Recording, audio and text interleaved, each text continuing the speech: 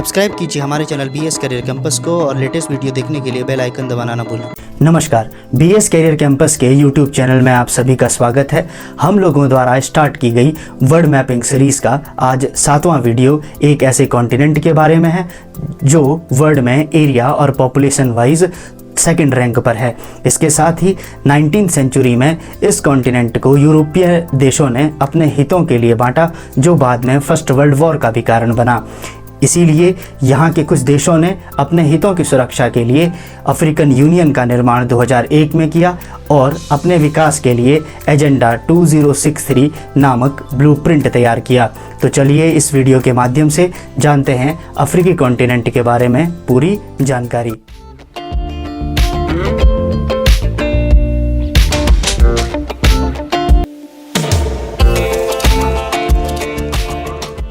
अब हम बात करने वाले हैं अफ्रीकी कॉन्टिनेंट के बारे में।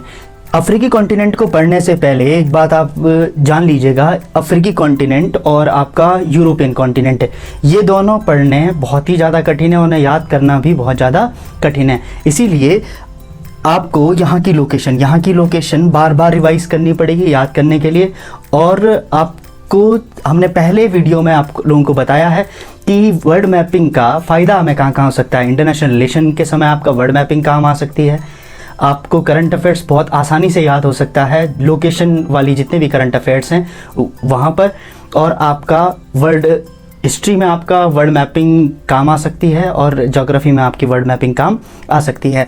तो इतने फ़ायदे हैं किसके, वर्ड मैपिंग के। तो मैपिंग पढ़ने के साथ साथ आप अपने हाथ पर एटलस ज़रूर रखिए, नहीं तो आपको यहाँ की लोकेशन समझ नहीं आएगी। तो इस बात का ध्यान रखिएगा कि आप वर्ड मैपिंग सीरीज़ का किसी भी वीडियो को अगर देख रहे हैं तो उसके साथ साथ एटलस रखना ज़रूरी है। तो हम बात कर रहे हैं अफ्रीकी कॉन्टिनेंट की। कुछ बेसिक बातों की बात करें कि अफ्रीकी कॉन्टिनेंट आपका चारों हेमिस्फीयर में पड़ता है, चारों गोलार्धों में पड़ता है।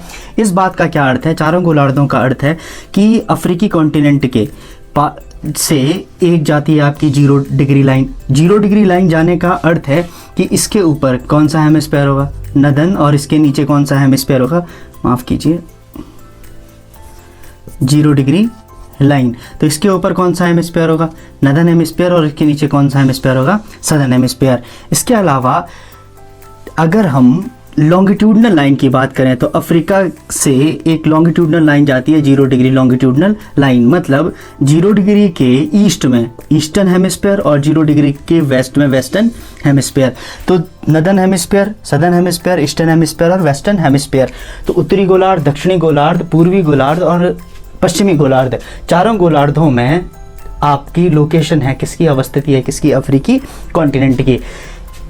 हम अफ्रीकी कॉन्टिनेंट को एक क्रम से पढ़ने की कोशिश करेंगे जिससे आपको इसे समझने में बहुत आसानी होगी, नहीं तो थोड़ा सा टिपिकल हो जाएगा क्या अफ्रीकी कॉन्टिनेंट समझना। आप इसे बुक में पढ़ने की कोशिश करें तो आपको ज़्यादा कठिन लगेगा, लेकिन आप मैप के माध्यम से पढ़ने की कोशिश करें और इसके बाद आपको वो चीज़ आसान लगेगी। इसके बाद अब इस अफ्रीकी कॉन्टिनेंट से रिलेटेड सभी क्वेश्चन कीजिएगा, उसके बाद आपको वो आसानी से हो जाएंगे। देखिए, अफ्रीकी कॉन्टिनेंट की अगर हम बात करें हमें पढ़ना कैसे है, तो अफ्रीकी कॉन्टिनेंट में हमें सबसे पहले इस तरह से जाना है, ठीक है, इस तरह से जाएंगे साउथ अफ्रीका से होते हुए और फिर इजिप्ट तक। तो एक जो हमारा पाथ है वो ऐसा है, तो इसका याद करने का तरीका भी ऐसा ही है, इस तरह से, और फिर हमारी लोकेशन जाएगी ऐसे।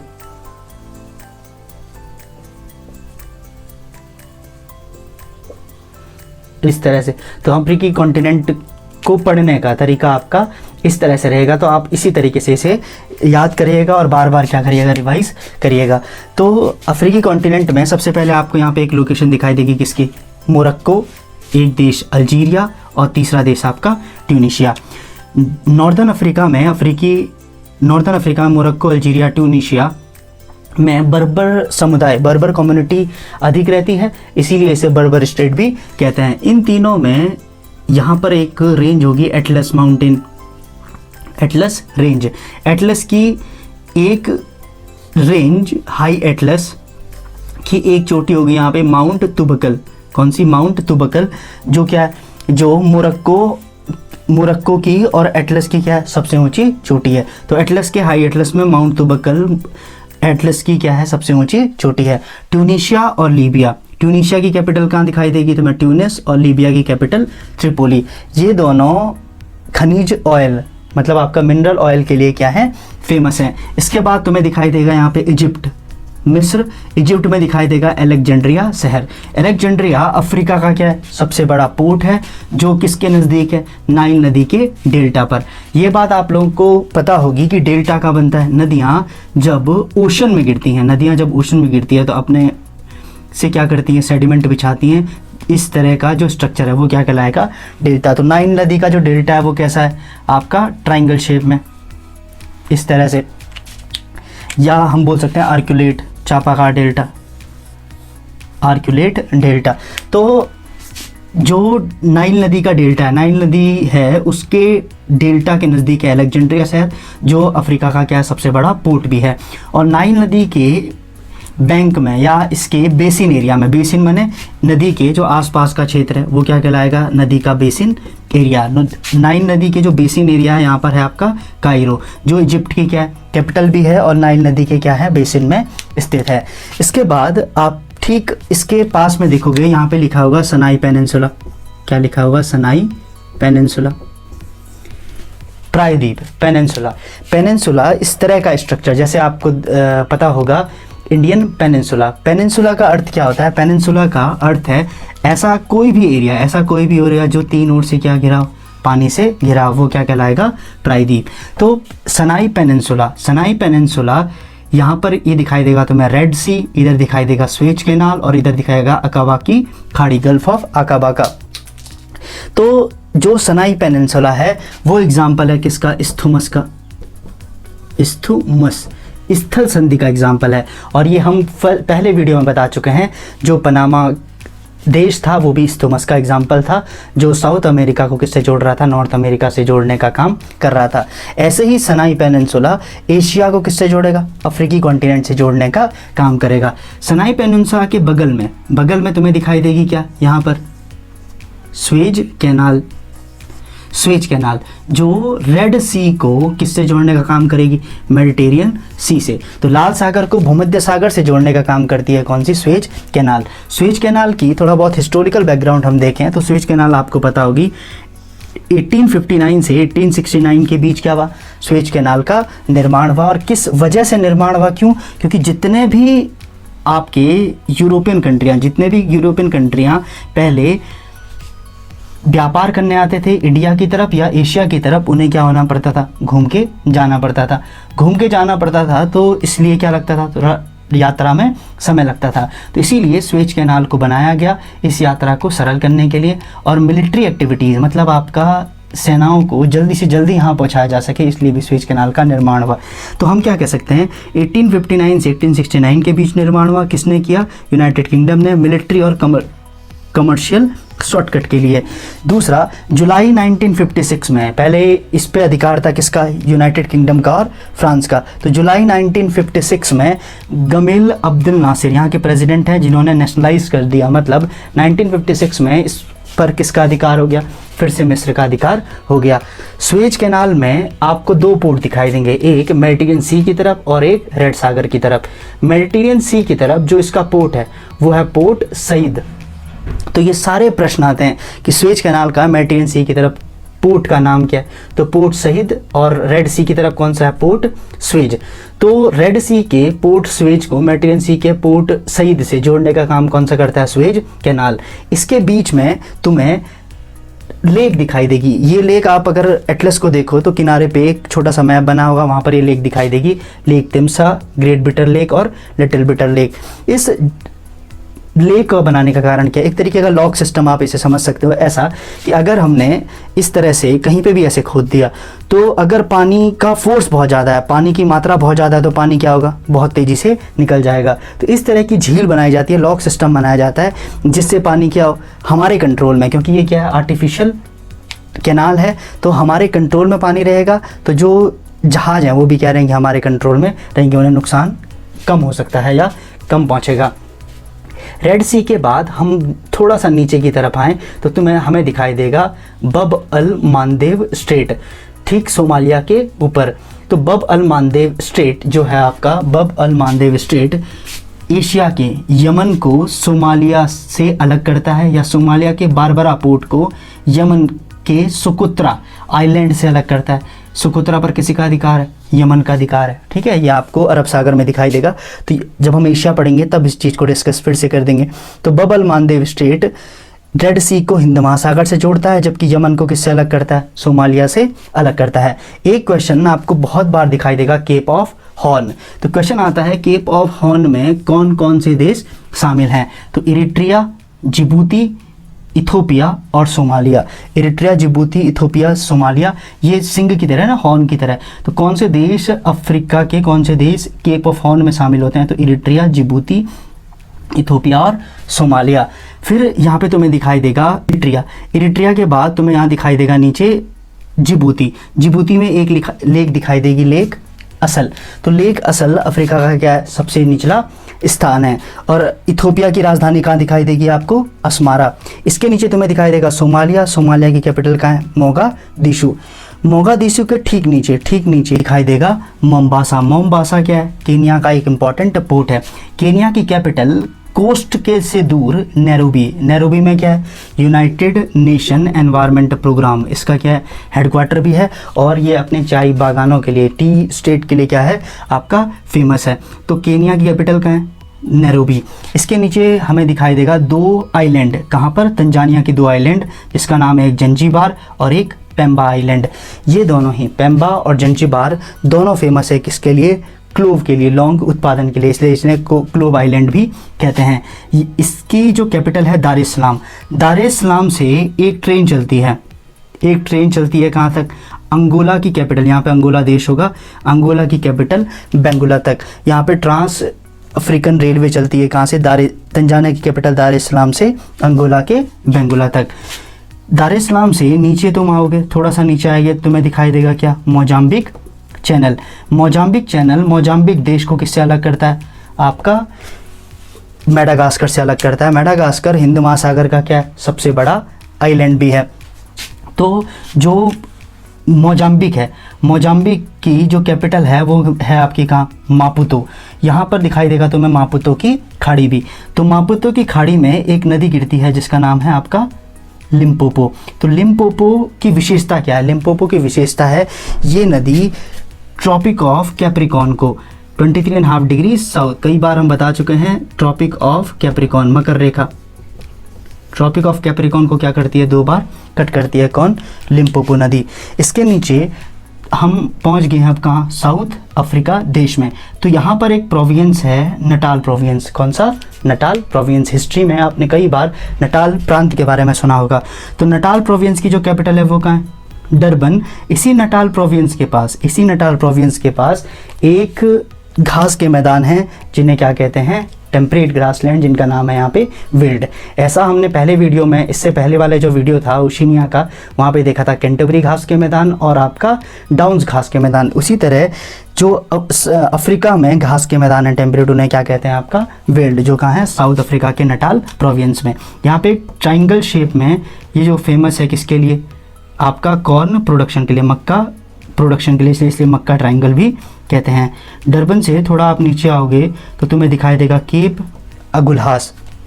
जिस तरह से केप कॉमेरन भारत का दक्षिणतम सदन क्या है? पॉइंट है, सबसे सदन पॉइंट है। इसी तरह अफ्रीका कॉन्टिनेंट का सबसे सदन पॉइंट कौन सा है? केप अगुल्हास। तो केप अगुल्हास अफ्रीका का क्या हो जाएगा? सबसे सदन पॉइंट, सबसे दक्षिणतम बिंदु। इसके नज़दीक में आपको दिखाई देगा मेडिटेरियन क्लाइमेट यहाँ पे पाया जाता है। और आपको दिखाई देगा क्या? Cape Town. इस केप टाउन को केप ऑफ गुड होप भी कहते हैं। क्या कहते हैं? केप ऑफ गुड होप, आशा अंतरीप। केप ऑफ गुड होप कहने का अर्थ सिंपल वही है, जब यूरोपियन लोग ना कमर्शियल बेसिस पर व्यापार करने के लिए एशिया में आते थे, तो यहाँ पे क्या होते थे? वो रुकते थे और अपने सामान या राशन वगैरह भरते थे कहाँ? अपने जहाज़ों पर। तो यहाँ पे वो रुकते थे तो उन्हें आशा दिखाई देती, होप दिखाई देती। इसका नाम क्या था? केप ऑफ गुड होप भी था। किसका? केप टाउन का। केप टाउन साउथ अफ्रीका की कैसी कैपिटल है? साउथ अफ्रीका की वो लेजिस्लेटिव कैपिटल है, विधायी राजधानी है। विधायी लेजिस्लेटिव का मतलब ऐसी संस्थाएं जो कानून का निर्माण करती है। तो यहाँ पर सीट ऑफ पार्लियामेंट है, मतलब यहाँ पर इनका पार्लियामेंट है, इसलिए क्या होगा, पार्लियामेंट ही क्या करती है, आप लोगों को पता होगा पार्लियामेंट क्या करती है, कानून बनाने का निर्माण करती है। तो ये कैसी कैपिटल हो जाएगी, लेजिस्लेटिव कैपिटल। इसके ऊपर थोड़ा सा हम जाएंगे। अच्छा, पहले हम एक चीज़ देख लेते हैं यहाँ पे, मेडिटेरियन क्लाइमेट। हमने पहले भी ये डिस्कस किया है, Mediterranean climate 45 degree west latitude, जो 45 डिग्री वेस्ट लैटिट्यूड लाइन है, वहाँ से 30 डिग्री वेस्ट लैटिट्यूड लाइन के बीच जितना भी आएगा, लेकिन कॉन्टिनेंट के किस तरफ, वेस्ट की तरफ, कॉन्टिनेंट के पश्चिमी तरफ। तो जितना भी ये रीजन होगा वो कैसी क्लाइमेट पाई जाएगी, यहाँ पे मेडिटेरियन क्लाइमेट पाई जाएगी। तो भूमध्य सागर के आसपास जो क्लाइमेट पाई जाती है, मेडिटेरियन सी के आसपास जो क्लाइमेट पाई जाती है, उसे क्या कहते हैं, मेडिटेरियन क्लाइमेट कहते हैं। इसकी विशेषता क्या है कि यहाँ पे कब रेनफॉल होती है, सर्दियों में, विंटर सीजन में रेनफॉल होती है। हमारे यहाँ कब होती है, गर्मियों में रेनफॉल होती है। तो मेडिटेरियन क्लाइमेट की दूसरी विशेषता है कि यहाँ पे अंगूर, खट्टे फल, सिट्रस, जितने भी फ्रूट हैं वो पाए जाते हैं, और वाइन, वेजिटेबल, इनके लिए क्या है, बहुत ज़्यादा उपयोगी है यहाँ की जलवायु। तो केप टाउन के ऊपर तुम्हें दिखाई देगा क्या, बेलम फाउंटेन। बेलम फाउंटेन में साउथ अफ्रीका का क्या है, सुप्रीम कोर्ट, इसीलिए यहाँ की क्या है, बेलम फाउंटेन आपकी साउथ अफ्रीका की जुडिशियल कैपिटल है। इसके ऊपर तुम्हें दिखाई देगा क्या, किम्बरले। किम्बरले ज्वेलरी प्रोडक्शन और आपका ज्वेलरी मेकिंग के लिए क्या है, फेमस है। इसके ऊपर दिखाई देगा तुम्हें क्या, जोहानसबर्ग। तो जो जोहानसबर्ग है वहाँ पर एक लोकेशन है विट वाटर रैंड की। विट वाटर रैंड यहाँ जो साउथ अफ्रीका है वहाँ पर क्या पाया जाता है, विट वाटर रैंड में गोल्ड माइंस भी के लिए भी फेमस है, और दूसरा यूरेनियम प्रोडक्शन के लिए भी फेमस है। इसके ऊपर तुम्हें दिखाई देगा क्या, प्रिटोरिया। प्रिटोरिया में प्रेसिडेंट और कैबिनेट की क्या सीट है, इसलिए कैसी कैपिटल हो जाएगी, एडमिनिस्ट्रेटिव कैपिटल हो जाएगी। एडमिनिस्ट्रेटिव कैपिटल क्यों है, क्योंकि वहाँ पे कैबिनेट है, कैबिनेट सीट मतलब कैबिनेट वहीं रहती है। तो कैबिनेट का काम क्या होता है, मंत्रिपरिषद का क्या काम हुआ, जो भी लेजिस्लेटिव कानून बनाएगी उसको इम्प्लीमेंट करने का काम किसका है, आपका कैबिनेट का। इसके साथ ही जो जोहानसबर्ग है, जोहानसबर्ग में इसकी कैसी कैपिटल है, इसकी जो कैपिटल तो नहीं बोलेंगे, यहाँ पर कौन सा कोर्ट है, जोहानसबर्ग में कॉन्स्टिट्यूशनल कोर्ट, जो यहाँ के सुप्रीम कोर्ट से बड़ा है। तो हम यहाँ की 3 राजधानियाँ किसकी, साउथ अफ्रीका की, केप टाउन कैसी, लेजिस्लेटिव विधायी, बेलम फाउंटेन जुडिशियल, और तीसरी आपकी प्रिटोरिया जो एडमिनिस्ट्रेटिव। प्रिटोरिया से ऊपर आने का हम प्रयास करें तो यहाँ पे हमें दिखाई देगा ट्रॉपिक ऑफ कैप्रिकॉर्न, लिम्पोपो नदी हम पहले ही पढ़ चुके हैं। यहाँ पे तुम्हें दिखाई देगा जिम्बाब्वे, और यहाँ पे देश दिखाई देगा जाम्बिया। जिम्बाब्वे और जाम्बिया के बीच में एक नदी दिखाई देगी तुम्हें जिसका नाम है जेम्बेजी रिवर। इस जेम्बेजी रिवर पर जो डैम है, वो जो डैम है उसका नाम क्या है, करीबा डैम। और करीबा डैम के पास में तुम्हें दिखाई देगी विक्टोरिया वाटरफॉल। विक्टोरिया वाटरफॉल किस नदी पर बना है, जेम्बेजी नदी पर। यहाँ पर इम्पॉर्टेंट क्वेश्चन अब थोड़े बहुत झील को लेकर आते हैं, क्योंकि ये लोकेशन बहुत ज़्यादा कंफ्यूजिंग है और पेपरों में अक्सर पूछी जाती है, तो बार बार आप इसे रिवाइज कर लीजिएगा। यहाँ पर न्यासा या मालावी लेक तुम्हें दिखाई देगी।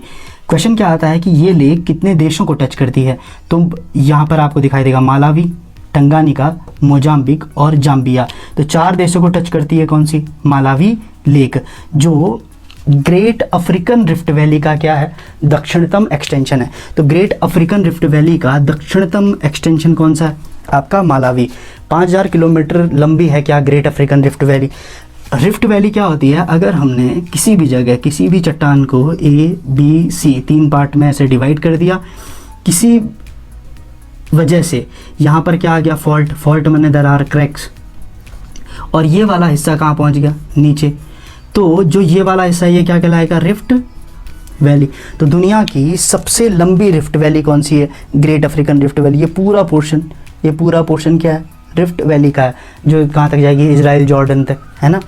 तो जो मालावी लेक है वो क्या है, ग्रेट अफ्रीकन रिफ्ट वैली का क्या है, आपका सदर्न एक्सटेंशन है, और थर्ड लार्जेस्ट लेक है कहाँ की, अफ्रीका की। इसके ऊपर तुम्हें दिखाई देगा क्या, टंगानिका लेक। यहाँ पर जो टंगानिका लेक है वो Tanzania, democratic Republic of Congo या जायरे और बुरुंडी इन नदियों के इन देशों के कोस्टल या तटीय क्षेत्रों पर स्थित है, या ये टंगानिका इन देशों को क्या करती है, टच करती है। ये भी किसका हिस्सा है, ये भी रिफ्ट वैली का हिस्सा है। मतलब रिफ्ट वैली में जो गड्ढे हैं वहाँ पर ये पानी है, तो ये क्या हो गया आपका लेक का उसने रूप ले लिया, तो ये भी किसका हिस्सा है, रिफ्ट वैली का हिस्सा है। ये क्वेश्चन सारे आते हैं कि कौन सी जो झील है वो रिफ्ट वैली का हिस्सा नहीं है। अब आगे हमें पता चलेगा जो यहाँ की सबसे बड़ी झील है टंगानिका के बारे में हम ये जान सकते हैं कि वर्ल्ड की डीपेस्ट, सेकंड डीपेस्ट, पहली डीपेस्ट कौन सी है, बेकाल लेक जो हम रशिया में पढ़ने वाले हैं। दूसरी गहरी झील है वो कौन सी है, टंगानिका, कहाँ पड़ती है, अफ्रीका में। जो इसके ऊपर तुम्हें दिखाई देगा तंजानिया, युगांडा, और तंजानिया युगांडा की जो बाउंड्री पर है वो दिखाई देगी तुम्हें लेक विक्टोरिया। जो क्या है, लेक विक्टोरिया दुनिया की second largest fresh water lake है, मीठे पानी की दुनिया की सबसे बड़ी, सेकंड लार्जेस्ट झील है। और पहली कौन सी थी, सुपीरियर, जो हमने कब पढ़ी थी, नॉर्थ अमेरिका में।